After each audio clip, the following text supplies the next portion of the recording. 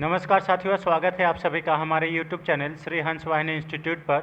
आज का तारीख है 7 अक्टूबर 2023 और इस दिन के करंट अफेयर्स के सभी अति महत्वपूर्ण प्रश्न हम लोग इस वीडियो में डिस्कस करेंगे।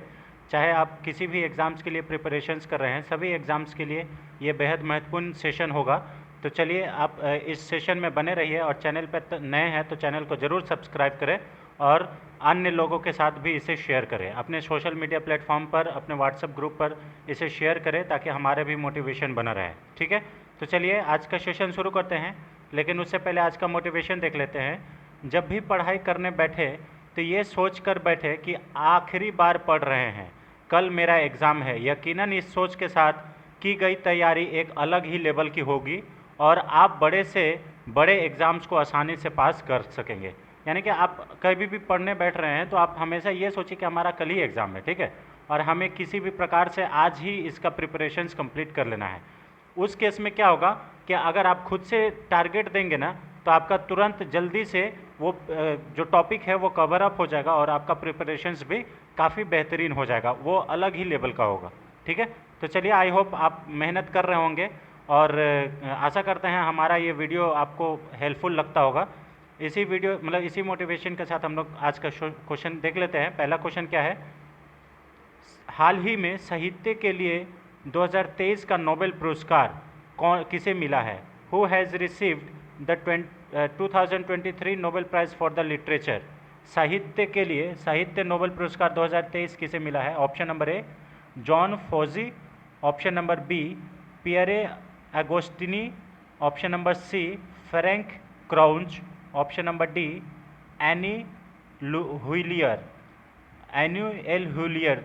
तो देखिए यहाँ पे साहित्य नोबेल पुरस्कार 2023 जो है ये जॉन फासे को मिला है। ऑप्शन नंबर ए इसका सही आंसर है। और इन तीनों को फिजिक्स का नोबेल पुरस्कार मिला है। हम लोग कल इसके बारे में डिस्कशन कर चुके हैं, ठीक है, इसे याद कर लीजिएगा, फिजिक्स का नोबेल पुरस्कार 2023। ठीक है, और ये जो है जॉन फासे, ये नॉर्वेजियन एक लेखक है, एक राइटर है, ठीक है, इनको ये पुरस्कार मिला है। स्वीडिश अकादमी ने कहा कि यह पुरस्कार उन्हें उनके नवोन्वेषी नाटकों और गद्य के लिए दिया गया है जो अनकही को आवाज़ देते हैं, यानी कि मतलब जो वॉइस ऑफ द मतलब वॉइसलेस ऐसे हम कह सकते हैं। ठीक है, मिस्टर फासे दुनिया का सबसे लोकप्रिय नाटकारों में से एक हैं और उन्होंने गद्य शैली में भी काफ़ी छाप छोड़ी है। अब देखिए इस क्वेश्चंस को आपसे ऐसे घुमा के पूछ लिया जाएगा कि अभी हाल ही में जॉन फासे जी को साहित्य नोबेल पुरस्कार 2023 से नवाजा गया है, वे हैं क्या? तो वे एक क्या है? तो वह एक लेखक है, इसे याद कर लीजिएगा। ठीक है, फासे के कार्य का मुख्य विशेष मानवीय स्थिति है। ठीक है, नोबेल पुरस्कार समिति ने कहा कि जॉन फासे रोज़मर्रा की उन स्थितियों को प्रस्तुत करते हैं जो आमतौर पर लोगों के जीवन में देखी जा सकती है। ठीक है, इसे भी याद कर लीजिएगा, इसलिए यह महत्वपूर्ण भी हो जाता है। ठीक है, फासे की भाषा और नाटकीय कार्यवाही में अमूलचूल कमी चिंता और शक्तिहीनता की सबसे बड़ी शक्तिशाली मानवीय भावनाओं की सबसे सरल शब्दों में व्यक्त करती है। फासे अब टोनी मॉरिसन से लेकर अर्नेस्ट हेमिंग्वे तक पूर्व विजेताओं की एक शानदार सूची में शामिल हो चुके हैं। तो ये एक इनके बारे में ओवरव्यू था, इसे याद कर लीजिएगा। ये है जो है इंग्लिश वर्जन, जिनको भी इंग्लिश पढ़ना है वो यहाँ से पढ़ सकते हैं। ठीक है, अब यहाँ पे देखिए लिटरेचर के लिए इनको मिला है, हमने कल भी बात किया था। ठीक है, मेडिसिन या फिजिक्स के साइकोलॉजी के लिए किनको मिला है? तो यहाँ पे देखिए कैटलिन कैरिको और ड्रू वेस्टमैन को मिला है ये Nobel prize for the psychology और मेडिसिन के लिए। ठीक है, अब फिजिक्स के लिए हमने कल भी बताया था कि द फिजिक्स प्राइज़ नोबेल के लिए physics prize Nobel prize physics में किसको किसको मिला है? तो पियरे एगोस्टिनी को मिला है, फ्रैंक क्राउच को मिला है, एनी एल हुइलियर को मिला है for the experimental method that generates attoseconds pulses of light for the study of electrons dynamics in matter.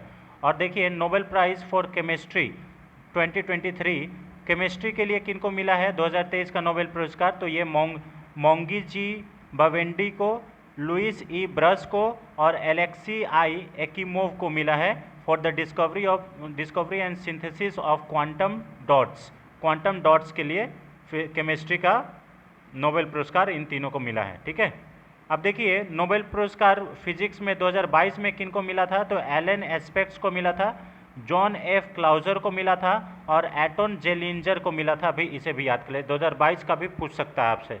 ठीक है, अब इकोनॉमिक्स में 2022 में इकोनॉमिक्स के लिए किन को मिला था, तो बेन एस बर्नैंके को मिला था, डगलस डब्ल्यू डायमंड को मिला था, फिलिप्स एच डिगविग को मिला था। इसे भी याद कर लीजिएगा, ये है इकोनॉमिक्स का। ठीक है, चलिए यहाँ पे देखिए ये इकोनॉमिक्स का है। अब यहाँ पे देखिए नोबेल पुरस्कार में एशिया अफ्रीका के देशों का कितना हिस्सा है, तो मात्र 10% है एशिया। इसमें आपको ये परसेंटेज के हिसाब से आपको देखिए उत्तर अमेरिका का कितना है, 32%, यूरोप का 52% है। ठीक है, इसे भी याद कर लीजिएगा। अफ्रीका का यहाँ पे 3%, एशिया का 7%, इसे भी याद कर लीजिएगा, इम्पॉर्टेंट है। चलिए क्वेश्चन नंबर 2 पे आते हैं। हाल ही में किस राज्य सरकार ने न्यायिक सेवा में EWS के लिए 10% आरक्षण घोषणा की है, तो देखिए which state government announce 10% reservation for the EWS in judicial services. Option number ए बिहार सरकार, ऑप्शन नंबर बी झारखंड सरकार, ऑप्शन नंबर सी उड़ीसा सरकार, ऑप्शन नंबर डी तेलंगाना सरकार। तभी हाल ही में बिहार सरकार के द्वारा यह अनाउंसमेंट किया गया है कि EWS जुडिशियल सर्विसेज में 10% रिजर्वेशन प्रोवाइड किया जाएगा। इसे भी याद कर लीजिएगा। ऑप्शन नंबर ए इसका सही आंसर है। आप लोग सभी लोग जानते हैं कि बिहार के मुख्यमंत्री नीतीश कुमार जी हैं, उप मुख्यमंत्री तेजस्वी यादव और पटना बिहार की राजधानी है। ठीक है, इसे भी याद कर लीजिएगा। ठीक है, बहुत ज़्यादा इम्पॉर्टेंट है। और अभी ये जो आपको मिलेगा यहाँ पे नया एक पार्क, वो कौन सा पार्क है जिनको अभी बिहार का दूसरा नेशनल मतलब टाइगर रिजर्व घोषित किया गया है, आप लोग कमेंट बॉक्स में ज़रूर बताइएगा। ठीक है, बिहार सरकार द्वारा न्यायिक सेवाओं और राज्य संचालित लॉ कॉलेजों और विश्वविद्यालयों में EWS के लिए 10% आरक्षण की घोषणा की गई है। यह घोषणा सरकार 2 अक्टूबर को बिहार के जाति सर्वेक्षण के आंकड़ों का पहला सेट जारी करने के ठीक एक दिन बाद आई थी। मुख्यमंत्री नीतीश कुमार की अध्यक्षता में हुई कैबिनेट की बैठक में यह फैसला लिया गया। राज्य मंत्रिमंडल ने राज्य न्यायिक सेवा 1951 के निर्देशानुसार में संशोधन को मंजूरी दे दी है। राज्य कैबिनेट ने राज्य में 100 पशु अस्पतालों को भी निर्णय की मंजूरी दिया गया है, यानी कि बिहार में 100 पशु अस्पताल खोले जाएंगे, इसका भी यहाँ पे इस बैठक में निर्णय लिया गया है। ठीक है, राज्य मंत्रिमंडल ने उपभोक्ता मामले विभाग से संबंधित मामलों में संभावने के लिए 30 क्लर्क पदों की जोड़ने की भी मंजूरी दी गई है। तो इसे भी याद कर लीजिएगा, ये सब अहम फैसला है जो कि लिया गया है, बहुत ज़्यादा इम्पोर्टेंट है। ठीक है, चलिए क्वेश्चन नंबर 3 पे आते हैं फ्रेंड्स। हाल ही में किस कंपनी ने LCA तेजस लड़ाकू विमान का ट्विन सीटर संस्करण इंडियन एयरफोर्स को सौंपा है? Recently which company has handed over a twin seater variant of LCA Tejas light compact aircraft Tejas fighter aircraft to Indian Air Force? Option number A Hindustan aeronautics limited, option number B Garuda aerospace, option number C Dassault aviation, option number D इनमें से कोई नहीं। तभी हाल ही में Hindustan aeronautics limited के द्वारा LCA तेजस का twin seater जो संस्करण है वो इंडियन एयरफोर्स को दिया गया है। ऑप्शन नंबर ए इसका सही आंसर है। ठीक है, हिंदुस्तान एरोनॉटिक्स लिमिटेड ने LCA तेजस लड़ाकू विमान का ट्विन सीटर संस्करण भारतीय वायुसेना को सौंप दिया है। ठीक है, समारोह के दौरान केंद्रीय रक्षा राज्य मंत्री अजय भट्ट मुख्य अतिथि थे। ठीक है, केंद्रीय रक्षा राज्य मंत्री, अगर केंद्रीय रक्षा मंत्री बोला जाए तो राजनाथ सिंह है, लेकिन ये स्टेट गवर्नमेंट है, स्टेट मिनिस्टर हैं, मिनिस्टर ऑफ स्टेट्स, तो ये कौन है? अजय भट्ट। LCA के इस संस्करण में भारतीय वायुसेना की प्रशिक्षण आवश्यकताओं का समर्थन करने की सभी क्षमताएं हैं। LCA तेजस ट्विन सीटर एक हल्का बहुउद्देशीय 4.5 पीढ़ी का विमान है। ठीक है, LCA तेजस का निर्माण स्वदेश में किया गया है, यानी कि ये मेड इन इंडिया इनिशिएटिव के तहत बनाया गया है। इसमें स्थिरता और फ्लाई बाय वायर उड़ान नियंत्रण, पैतराबाजी, उन्नत ग्लास कॉकपिट और एकीकृत डिजिटल एवियोनिक्स सिस्टम है लगा हुआ है इसमें, ठीक है। तो ये इम्पॉर्टेंट है, थोड़ा सा देख लीजिएगा। इस विमान के लिए भारतीय वायुसेना में शामिल होने से भारत उन कुछ विशिष्ट देशों में से एक बन गया जिन्होंने ऐसी क्षमता बनाई है और इसे अपने रक्षा बलों में क्रियाशील बनाया है। और आपको मालूम होगा कि अभी हमारा जो तेजस है वो अन्य देश लोग भी परचेस करने के लिए रुचि दिखा रहे हैं।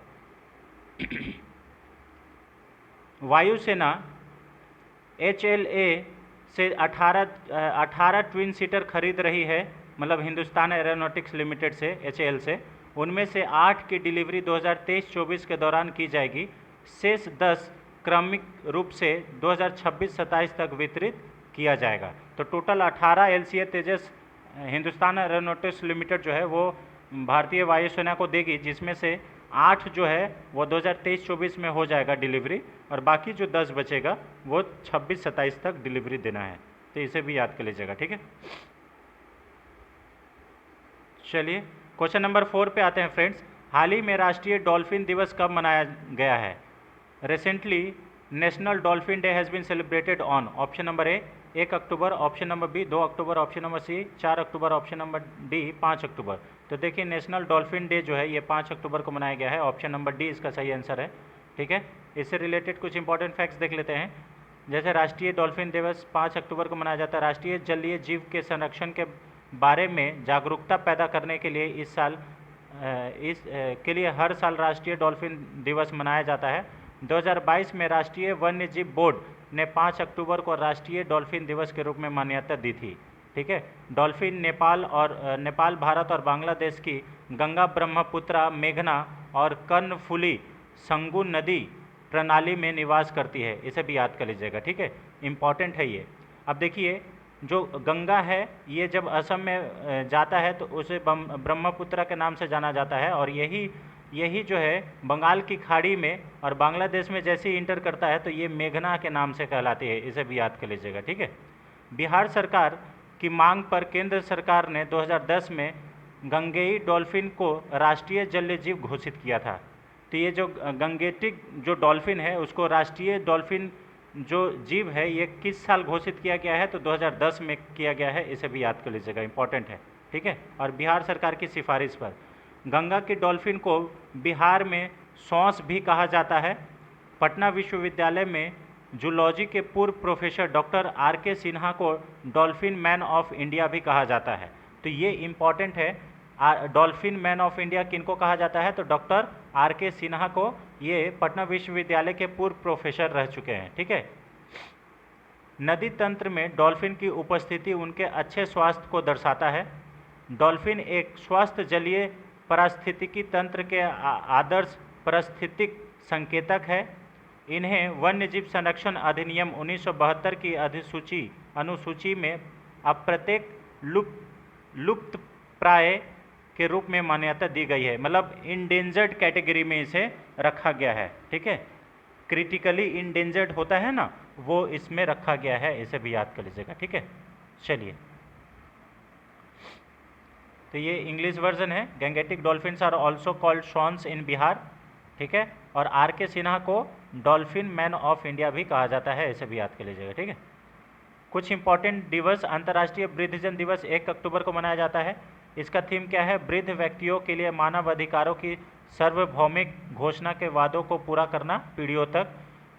विश्व पर्यावरण दिवस 2023 2 अक्टूबर को मनाया जाता है। थीम 2023 लचीली शहरी अर्थव्यवस्थाएं, विकास और पूर्ण प्राप्ति के चालक के रूप में शहर। उसके बाद अंतर्राष्ट्रीय अहिंसा दिवस 2 अक्टूबर को मनाया जाता है। इस बार का जो थीम है हिंसा को ना कहें, इसे याद कर लीजिएगा, ठीक है। अब देखिए विश्व प्रकृति दिवस 3 अक्टूबर को मनाया जाता है। राष्ट्रीय डॉल्फिन दिवस 5 अक्टूबर को मनाया जाता है। विश्व कपास दिवस, ये इम्पॉर्टेंट है, ये 7 अक्टूबर को मनाया जाता है। भारतीय वायुसेना दिवस 8 अक्टूबर को मनाया जाता है। विश्व डाक दिवस ये 9 अक्टूबर को मनाया जाता है। विश्व मानसिक स्वास्थ्य दिवस 10 अक्टूबर को मनाया जाता है। राष्ट्रीय डाक दिवस 10 अक्टूबर को ही मनाया जाता है। अंतर्राष्ट्रीय बालिका दिवस ये 11 अक्टूबर को मनाया जाता है। विश्व गठिया दिवस ये 12 अक्टूबर को मनाया जाता है। तो अंतर्राष्ट्रीय बालिका दिवस जो है ये 11 अक्टूबर को मनाया जाता है। ठीक है, यहाँ पे देखिए विश्व शिक्षक दिवस ये भी 5 अक्टूबर को मनाया जाता है, इसे भी याद कर लीजिएगा। विश्व शिक्षक दिवस का इस बार का जो थीम है, हमें जिस शिक्षा के लिए शिक्षकों की आवश्यकता है, शिक्षकों की कमी को दूर करने की वैश्विक अनिवार्यता है, ये इस बार का थीम है, इसे भी याद कर लीजिएगा। ठीक है, क्वेश्चन नंबर 5 पे आते हैं। राष्ट्रीय हल्दी बोर्ड का संविधान 4 सितंबर को भारत सरकार द्वारा अधिसूचित किया गया है। दुनिया में हल्दी का सबसे बड़ा उत्पादक, उपभोक्ता और निर्यातक देश कौन सा है? तो दुनिया में सबसे बड़ा निर्यातक देश कौन सा है, ये पूछ रहा है हल्दी का। ठीक है, और इसे 4 सितंबर को राष्ट्रीय हल्दी बोर्ड का संविधान 4 सितंबर को भारत सरकार द्वारा अधिसूचित कर लिया गया है, इसलिए ये सुर्खियों में है। ठीक है, तो option number A Bharat, option number B America, option number C चीन, ऑप्शन नंबर डी जापान। तो देखिए दुनिया भर में, पूरा विश्व में भारत जो है सबसे बड़ा हल्दी का प्रोड्यूसर भी है, कंज्यूमर भी है और एक्सपोर्टर भी है, ये तीनों है, इसे याद कर लीजिएगा। Which country is the largest producer, consumer and exporter of turmeric in the world? तो भारत है हल्दी का सबसे बड़ा प्रोड्यूसर, कंज्यूम भी बहुत ज़्यादा करता है और एक्सपोर्ट भी बहुत ज़्यादा करता है। ऑप्शन नंबर ए इसका सही आंसर है। ठीक है, राष्ट्रीय हल्दी बोर्ड का गठन भारत सरकार द्वारा 4 सितंबर को अधिसूचित किया गया है। राष्ट्रीय हल्दी बोर्ड में हल्दी और हल्दी उत्पादों के विकास और वृद्धि पर ध्यान केंद्रित किया गया है। यह बोर्ड हल्दी से संबंधित मुद्दों पर मसाला बोर्ड और अन्य सरकारी एजेंसियों के साथ बेहतर समन्वय स्थापित करेगा। यह बोर्ड हल्दी के उपयोग और निर्यात को बढ़ाकर वैश्विक स्तर पर हल्दी का नया बाजार तैयार करने की अहम भूमिका निभाएगा। ठीक है, यह मूल्य संवर्धन से अधिक लाभ प्राप्त करने के लिए हल्दी उत्पादों की क्षमता, निर्यात और कौशल विकास पर विशेष रूप से ध्यान केंद्रित करेगा। ठीक है, इसे याद कर लीजिएगा। तेलंगाना के किसान लंबे समय से इसकी मांग कर रहे थे। बोर्ड में सरकार द्वारा नियुक्त एक अध्यक्ष और आयुष मंत्रालय, केंद्र सरकार के फार्मास्यूटिकल्स, कृषि और किसान कल्याण, वाणिज्यिक और उद्योग विभाग के प्रतिनिधि, 3 राज्यों के प्रतिनिधि चयनित हल्दी किसान और निर्यातक होंगे। बोर्ड के सचिव की नियुक्ति वाणिज्यिक विभाग द्वारा की जाएगी, यानी कि इस बोर्ड का जो सचिव होंगे वो कौन सा विभाग के द्वारा किया जाएगा? वाणिज्यिक विभाग, कॉमर्स एंड इंडस्ट्रीज के डिपार्टमेंट के द्वारा। ठीक है, भारत दुनिया में हल्दी का सबसे बड़ा उत्पादक, उपभोक्ता और निर्यातक देश है। वर्ष 2022-23 में 11.61 लाख टन वैश्विक हल्दी उत्पादन, यानी कि 75% से अधिक के उत्पादन के साथ भारत 3.24 लाख हेक्टेयर क्षेत्र में हल्दी की खेती की गई है। देश के 20 राज्यों में हल्दी की 30 से अधिक किस्में पाई जाती है या उगाई जाती है। ठीक है, हमारे भारत में 20 राज्य में हल्दी का 30 किस्म का अलग अलग जो किस्म है, वैरायटी है, उसको उगाई जाती है।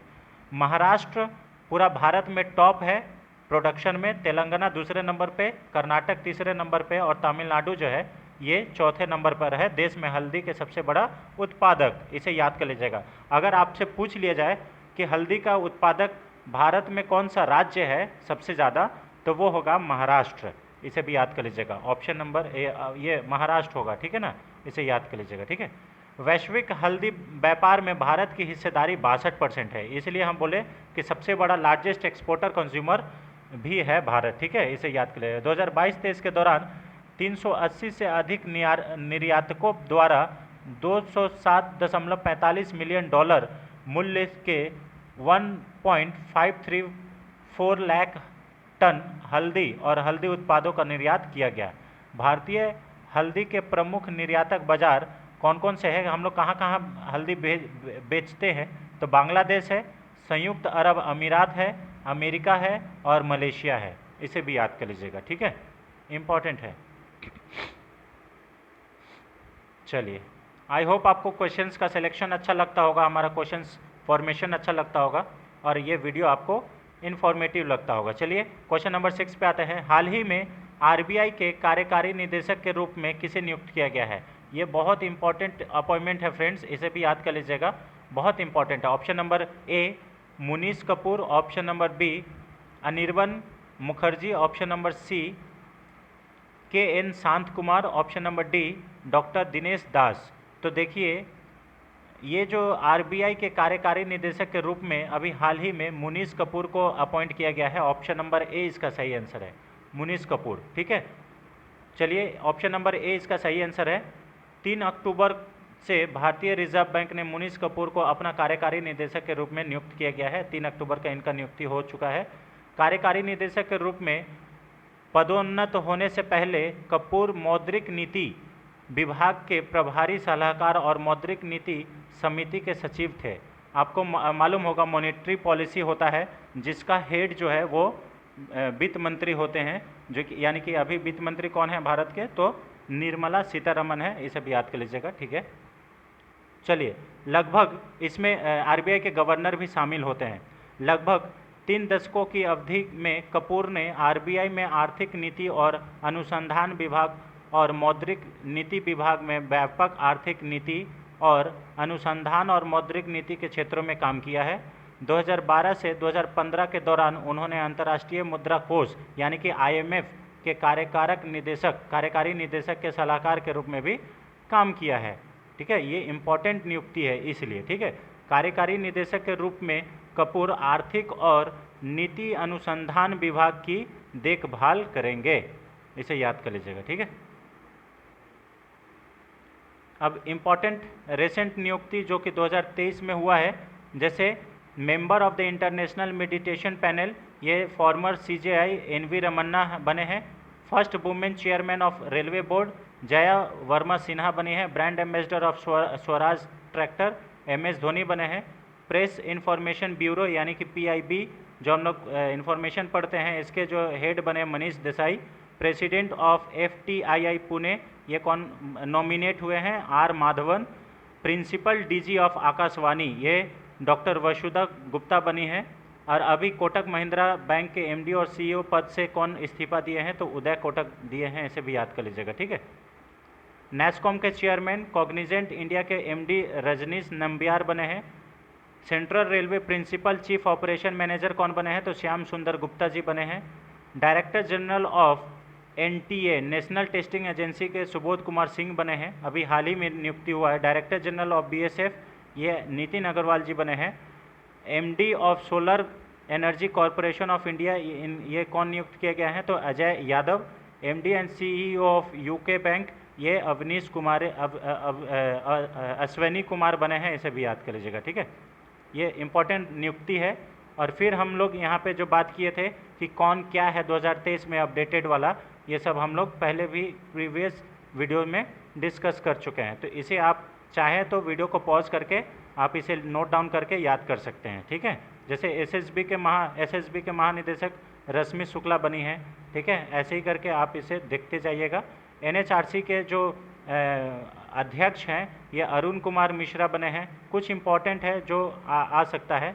ठीक है, चलिए तो ये इसे आप लोग थोड़ा सा, जैसे भेल का भारत हेवी इलेक्ट्रिकल लिमिटेड के अध्यक्ष कौन बने हैं, तो नलिन सिंघल बने हैं, इसे भी याद कर लीजिएगा, इंपॉर्टेंट है ये सब, है ना। एयरपोर्ट अथॉरिटी ऑफ इंडिया के चेयरमैन कौन है, तो संजीव कुमार, ये सब कुछ भी पूछ सकता है ना। लोक सेवा समिति के अध्यक्ष कौन है, तो अधीर रंजन चौधरी।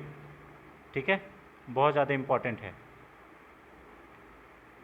फीफा के अध्यक्ष ज्ञानी इन्फेंटिनो है। और उसके बाद भारतीय मुक्केबाज महासंघ के अध्यक्ष कौन है, तो अजय सिंह है। और अंतर्राष्ट्रीय ओलंपिक संघ के अध्यक्ष कौन है, थॉमस वाक है। ठीक है, NCERT के निदेशक कौन बनी है, तो दिनेश प्रसाद सकलानी, इसे भी याद कर लीजिएगा। और CBSE के चेयरमैन कौन है, तो निधि छिब्बर है, इसे भी याद कर लीजिएगा। ठीक है, क्वेश्चन नंबर 7 पे आते हैं। राष्ट्रीय प्राणी उद्यान ने 69वें वन्य जीव सप्ताह का जश्न किस थीम के साथ शुरू किया है। National zoological park started the celebration of 69th wild life week with the theme of. Option number A वन्य जीव प्रजाति को बचाएं, ऑप्शन नंबर बी वन्य जीव संरक्षण के लिए साझेदारी, उसके बाद ऑप्शन नंबर सी जानवरों को बचाएं, ऑप्शन नंबर डी इनमें से कोई नहीं। तो देखिए नेशनल जूलॉजिकल पार्क, ये जो इनका 69 वाइल्ड लाइफ वीक था, उसका जो थीम था ये है वन्य जीव संरक्षण के लिए साझेदारी, यानी कि partnership for the wild life conservation. Option number B इसका सही आंसर है। ठीक है, इसे याद कर लीजिएगा। अब वन्य जीव सप्ताह उत्सव हर साल महात्मा गांधी की जयंती पर शुरू होता है। ठीक है, यह सभी जीवित प्राणियों के लिए उनके अहिंसा और करुणा के सिद्धांतों को पालन करने के लिए मनाया जाता है। राष्ट्रीय प्राणी उद्यान 2 अक्टूबर 2023 से 8 अक्टूबर 2023 तक वन्य जीव सप्ताह 2023 मना रहा है, तो इसे याद कर लीजिएगा। नेशनल जूलॉजिकल जो पार्क है ये वन्य जीव सप्ताह कब से कब है, तो 2 अक्टूबर से लेकर 8 अक्टूबर तक। राष्ट्रीय प्राणी उद्यान में सप्ताह के लिए नियोजित गतिविधियों का उद्देश्य संरक्षण के लिए मवेशी और सामूहिक भागीदारी का उपयोग करना है। कार्यक्रम की शुरुआत राष्ट्रीय प्राणी उद्यान में मरने वाले जानवरों के लिए पुष्पांजलि से हुई। ठीक है, नुक्कड़ नाटक, जैव विविधता पर विशेषज्ञ वार्ता आदि जागरूकता गतिविधियों आयोजित की गई। इसे भी याद कर लीजिएगा। ठीक है, सारे जो इम्पोर्टेंट फैक्ट्स है वो आप लोग को यहाँ पे हम इम्पोर्टेंट सोच के ही लाते हैं फ्रेंड्स कि कौन सा इम्पोर्टेंट है और कितना इसमें दे सकते हैं। ठीक है, क्वेश्चन नंबर 8 पे आते हैं। हाल ही में किस केंद्रीय मंत्री ने स्वावलंबन लॉन्च किया है? स्वावलंबन 2.0 लॉन्च किया है। Option number A Amit Shah, option number B Rajnath Singh, option number C Hardeep Singh Puri, option number D Ashwini Vaishnaw. तो देखिए स्वावलंबन 2.0 जो प्रोग्राम है ये रक्षा मंत्री राजनाथ सिंह के द्वारा लॉन्च किया गया है। ऑप्शन नंबर बी इसका सही आंसर है। ठीक है, रक्षा मंत्री राजनाथ सिंह ने स्वावलंबन 2.0 लॉन्च किया। स्वावलंबन नौसेना का उद्यतन स्वदेशी कार्यक्रम है। ठीक है, उन्होंने नई दिल्ली में भारतीय नौसेना के नौसेना नवाचार और स्वदेशीकरण संगठन सेमिनार स्वावलंबन को संबोधित किया। उन्होंने 98 वस्तुओं की 5वीं सकारात्मक स्वदेशीकरण सूची भी जारी की। रक्षा मंत्री ने कहा कि यह सूची सशस्त्र बलों की स्वदेशीकरण प्रक्रिया में प्रमुख कदम को दर्शाता है। उन्होंने स्प्रिंट चुनौतियों के बारे में भी बात की। स्प्रिंट इनोवेटिव चैलेंज का उद्देश्य है नौसेना में स्वदेशी प्रौद्योगिकी और उत्पादों के उपयोग को बढ़ावा देना। देखिए स्प्रिंट इनोवेटिव जो चैलेंज है इससे क्या होगा कि इससे हम लोग का मेड इन इंडिया को सपोर्ट मिलेगा। ठीक है, और नया नया टेक्नोलॉजी हमारे जो रक्षा का क्षेत्र है उसमें विकसित होगा। जुलाई 2022 में प्रधानमंत्री नरेंद्र मोदी ने स्प्रिंट चैलेंज का अनावरण किया था। इसे भी याद कर लीजिएगा। आज़ादी का अमृत महोत्सव के तहत NIIO और डिफेंस इनोवेशन ऑर्गेनाइजेशन का लक्ष्य है भारतीय नौसेना में कम से कम 75% स्वदेशी प्रौद्योगिकी उत्पादों को शामिल करना। यानी कि कम से कम जो हमारा रक्षा जो भी सामान है, सामग्री है, उसमें 75% भारतीय होना चाहिए, स्वदेशी होना चाहिए। ठीक है, उसके बाद इस सहयोगी परियोजना को स्प्रिंट और TDSC माध्यम से अनुसंधान एवं विकास में पोल वाशिंगटन का समर्थन कहा जाता है। रक्षा मंत्री ने INDS mutual promotion of advance collaborative technologies चुनौतियों के तहत 2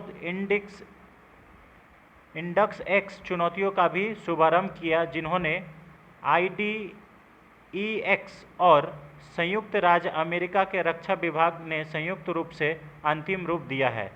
उन्होंने SBI नवे कैश कार्ड का भी लॉन्च किया। इसका उपयोग ऑनलाइन मोड के साथ साथ ऑफलाइन मोड में भी किया जा सकेगा। ठीक है, तो ये SBI का कार्ड है नवी कैश, ऑफलाइन के साथ साथ ऑनलाइन के साथ साथ ऑफलाइन भी काम करेगा, जबकि समुद्र में बैंक से कोई सीधी कनेक्टिविटी नहीं है। ठीक है, इसे भी याद कर लीजिएगा। ठीक है, चलिए क्वेश्चन नंबर 9 पे आते हैं फ्रेंड्स। हाल ही में केंद्र सरकार ने उज्ज्वला योजना के तहत LPG गैस सिलेंडर में सब्सिडी को बढ़ाकर 300 रुपया प्रति सिलेंडर कर दिया है। क्वेश्चन है कि उज्ज्वला योजना कब शुरू की गई थी? Recently central government increase the LPG subsidy under the Ujjwala scheme to 300 per cylinder. When Ujjwala scheme was launched? Option number A 2012, option number B 2014, option number C 2016, option number D 2020। तो देखिए उज्ज्वला योजना जो है ये 2016 में लॉन्च किया गया था बलिया उत्तर प्रदेश से, इसे भी याद कर लीजिएगा। ऑप्शन नंबर सी इसका सही आंसर है, ठीक है। और उज्ज्वला 2.0 जो है ये आपका महुआ उत्तर प्रदेश से लॉन्च किया गया है 2.0, ठीक है। आर्थिक मामलों की कैबिनेट समिति ने प्रति वर्ष 12 रिफिल तक 14.2 किलोग्राम के सिलेंडर पर सब्सिडी 200 रुपया से बढ़ाकर 300 रुपया करने का निर्णय लिया गया है, ठीक है। उज्ज्वला योजना के तहत लाभार्थियों को 14.2 किलोग्राम एलपीजी सिलेंडर की कीमत अब 703 रुपये के मुकाबले 603 रुपये देनी होगी, ठीक है। इस फैसले के करीब 9.6 करोड़ परिवारों को फ़ायदा होगा। अगस्त में सरकार ने 14.2 किलोग्राम एलपीजी रिफिल की कीमत 200 रुपये कम कर दी थी, इसे भी याद कर लीजिएगा। 2022-23 में उज्ज्वला सब्सिडी के रूप में 6,100 करोड़ रुपए प्रदान किए गए। वित्त वर्ष 2023-24 में यह बढ़कर 7,680 करोड़ रुपए हो गया। हाल ही में तेल कंपनियों ने कॉमर्शियल एलपीजी की कीमत में भी 209 रुपये की बढ़ोतरी की है, इसे भी याद कर लीजिएगा, ठीक है। अब यहाँ पे देखिए सरकार ने हाल ही में प्रधानमंत्री उज्ज्वला योजना का विस्तार वित्तीय वर्ष 2026 तक बढ़ा दिया है। तो प्रधानमंत्री का जो उज्ज्वला योजना है ये 2026 तक इसको एक्सटेंड कर दिया गया है। भारत अपनी तरलीक्रीन यानी कि लिक्विफाइड पेट्रोलियम गैस अवस्था का लगभग 60% आयात करता है। और उसके बाद वैश्विक स्तर पर एलपीजी की कीमत अप्रैल 2020 से 300% से अधिक बढ़ गई थी। अब प्रधानमंत्री उज्ज्वला योजना के बारे में, इसे 2016 में लॉन्च किया गया था प्रधानमंत्री नरेंद्र मोदी के द्वारा उत्तर प्रदेश के बलिया से। इसका मुख्य उद्देश्य है गरीब घरों की महिलाओं को जमा मुक्त एलपीजी कनेक्शन प्रदान करना। यह विशेषकर ग्रामीण क्षेत्रों में महिलाओं को स्वच्छ ईंधन उपलब्ध कराने एवं मदद करना था। इससे सांस की बीमारी से होने वाली मौतों की संख्या में भी कमी आई है, ठीक है। जैसे चूल्हा उल्हा से जब कोई करता था खेत तो उससे क्या होता था कि सांस का भी दिक्कत होता था, और अब गैस में बनाएगा तो किसी भी प्रकार का कोई दिक्कत नहीं होगा। इसमें अब सांस से होने वाली मौतों में भी काफ़ी गिरावट आई है, ठीक है। तो इसे याद कर लीजिएगा, जो सब्सिडी का रेट है वो 200 से बढ़ के 300 हो गया है, ठीक है। अब 603 रुपये देना पड़ेगा। क्वेश्चन नंबर 10 फ्रेंड, आज का लास्ट क्वेश्चन। हाल ही में आईसीसी ने किस भारतीय क्रिकेटर को वनडे विश्व कप के लिए वैश्विक राजदूत यानी कि ग्लोबल एम्बेसडर नियुक्त किया है या घोषित किया है, ठीक है। Recently ICC announced which Indian cricketer as the global ambassador for the ODI world cup.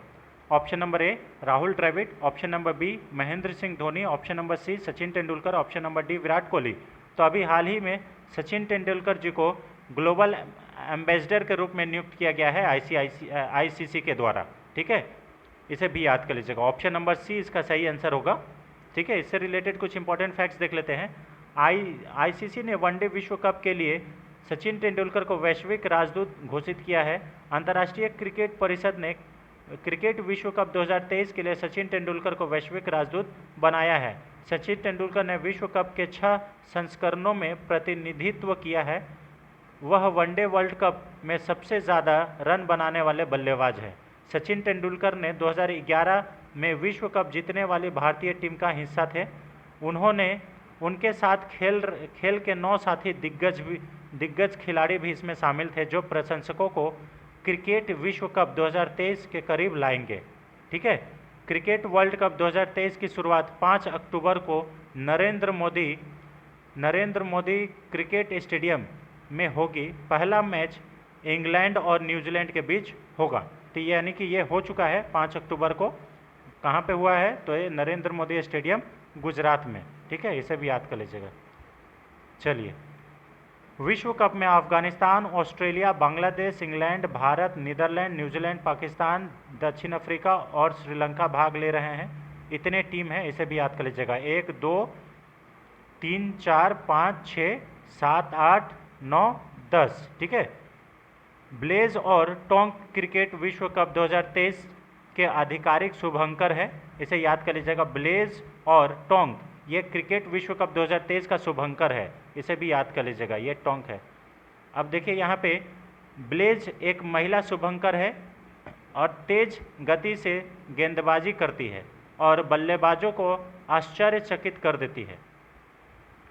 Tonk एक नर शुभंकर है जिसका शांत स्वभाव उसे बल्लेबाजी का चैंपियन बनाता है। इसे भी याद कर लीजिएगा, ठीक है। मैच 10 स्थानों पर खेले जाएंगे और 19 नवंबर को अहमदाबाद के नरेंद्र मोदी स्टेडियम में समाप्त होंगे। यानी कि 19 नवंबर को जो क्रिकेट वर्ल्ड कप है उसका फाइनल होगा। और कहाँ पे होगा? तो अहमदाबाद के नरेंद्र मोदी स्टेडियम में ये होगा, ठीक है। इसे भी याद कर लीजिएगा। तो ये रहा फ्रेंड्स, ये इंग्लिश वर्जन है, इसका भी देख लीजिएगा आप लोग। ये और हम लोग जो लास्ट वर्ल्ड कप है ये कब जीते थे? तो 2011 में हम लोग चैंपियन हुए थे। आई होप इस बार भी हम लोग चैंपियन बनेंगे, ठीक है। चलिए, तो ये रहा फ्रेंड्स आज का 10 अति महत्वपूर्ण प्रश्न। आई होप आपको ये वीडियो इन्फॉर्मेटिव लगा होगा। अगर वीडियो पसंद आता है तो वीडियो ज़्यादा से ज़्यादा लाइक करें, शेयर करें और चैनल पर नए हैं तो चैनल को सब्सक्राइब करें। अपने सोशल मीडिया पे इसे ज़रूर शेयर करें अन्य लोगों के साथ भी, ताकि हमारा भी मोटिवेशन बने रहे और लोगों को भी आप इससे बेनिफिट हो, ठीक है। Thanks for watching friends, thank you so much. मिलते हैं नेक्स्ट वीडियो में, तब तक के लिए जय हिंद, जय Bharat. Thank you so much.